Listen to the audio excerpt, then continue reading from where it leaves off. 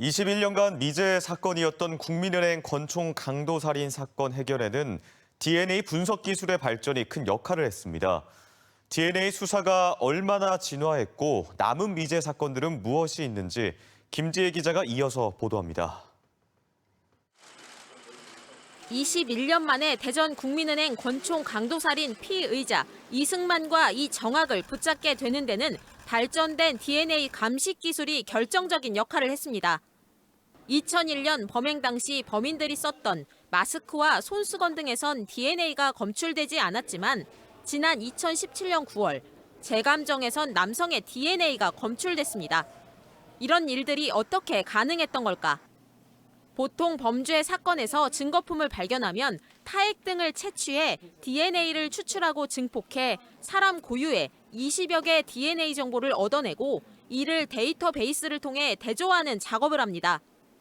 DNA를 추출하는 시약의 성능이 크게 향상되면서 수율은 50%에서 현재 80%까지 올라갔습니다.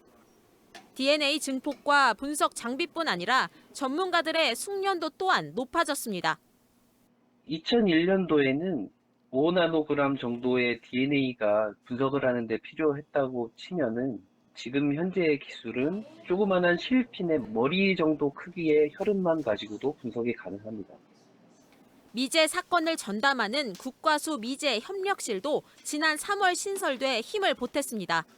무엇보다 이들을 검거하기까지 과학 수사의 발전뿐 아니라 끝까지 포기하지 않았던 경찰관들의 의지가 있었습니다. 2001년 11월 전국에서 가장 먼저 신설된 대전청 미제팀엔 형사 4명이 소속되어 있는데 이들이 국민은행 강도 피의자들을 붙잡기 위해 검토한 수사 기록만 15만 쪽에 달합니다. 미제팀은 팀장 등 3명이 20년 이상의 형사 경력자이고 막내 형사도 7년차 이상의 형사 경력자입니다. 따라서 모든 팀원이 형사 전문가들로 구성되어 있다는 게 대전청 미제팀의 자랑입니다.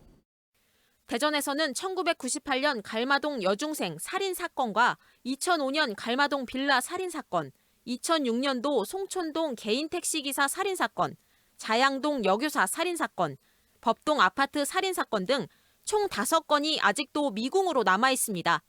경찰은 살인죄 공소시효가 지난 2015년 폐지됨에 따라 대전의 장기 미제 사건 5건도 포기하지 않고 수사를 이어간다는 계획입니다.